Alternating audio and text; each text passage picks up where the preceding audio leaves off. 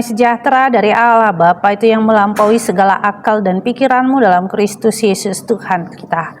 Amin. Umat yang dikasihi dalam nama Yesus Kristus, ketika tidak ada seorang pemimpin, maka liarlah rakyat. Artinya bagaimana ketika di tengah-tengah dunia ini tidak ada pemimpin, berarti tidak ada nasihat, tidak ada yang mengarahkan, tidak ada yang menjadi petunjuk. Oleh karena itu dalam setiap organisasi, perkumpulan, keluarga harus ada yang menjadi pemimpin. Itu yang menjadi renungan kita hari ini ketika firman Tuhan tertulis dalam kitab Hakim-Hakim pasal 2 ayat 16. Saya akan bacakan buat kita. Maka Tuhan membangkitkan hakim-hakim yang menyelamatkan mereka dari tangan perampok itu. Demikianlah firman Tuhan. Latar belakang pengangkatan hakim-hakim adalah ketika Yosua sudah mati. Oleh karena itu mereka tidak mempunyai lagi pemimpin yang menjadi panutan, pemimpin yang menjadi contoh. Sehingga hidup bangsa Israel, di antara mereka ada yang menyembah berhala, di antara mereka ada yang melakukan kejahatan seperti merampok, dan ada juga mereka yang dirampok. Hal itu mendatangkan kemarahan di dalam Tuhan karena mereka tidak ada yang menasehati, tidak ada yang menegur mereka.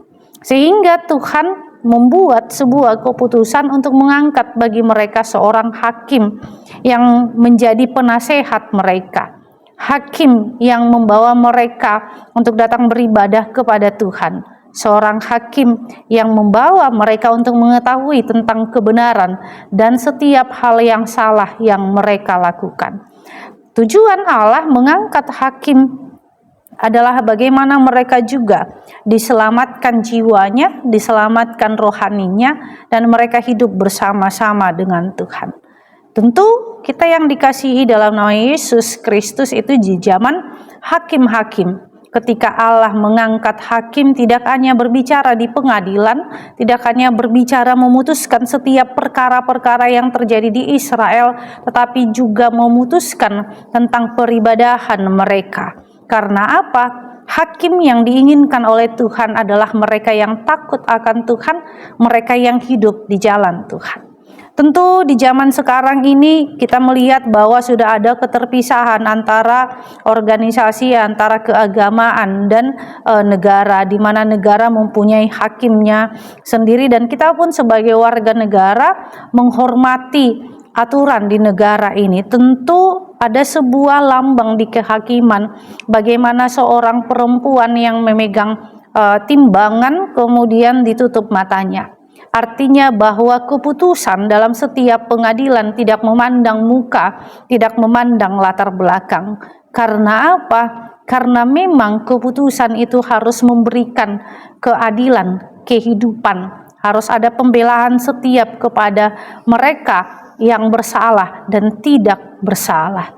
Tentu kita yang dikasihi dalam nama Yesus Kristus, untuk menjadi hakim di hadapan Tuhan adalah hakim yang tidak memandang rupa. Setiap kesalahan pasti harus dihukum, tetapi hukuman itu bukan mematikan. Hukuman itu adalah perubahan hidup. Hukuman itu adalah pertobatan. Sehingga ketika ada sesuatu hal masalah itu menyelamatkan kita. Karena apa? Karena kita dimampukan Tuhan untuk menimbang-nimbang setiap perkara di dalam hidup kita, sekalipun hakim yang adil, hakim yang agung itu adalah Allah sendiri. Oleh karena itu di zaman sekarang ini kita masih berjuang mendoakan para pemangku di antara keputusan-keputusan di negara ini supaya mereka mampu menghakimi dengan menyelamatkan jiwa-jiwa, tidak memperparah hukum, tetapi menghidupkan setiap orang yang bersalah dijatuhi hukuman untuk dia berubah dan bertobat. Setiap orang yang tidak bersalah memperoleh pembebasan yang daripada Allah. Karena apa? Karena Allah melalui para hakim di dunia ini juga berbicara supaya apa? Terjadi keadilan di tengah-tengah negara ini, sehingga hukum itu tidak tajam ke bawah, tumpul ke atas.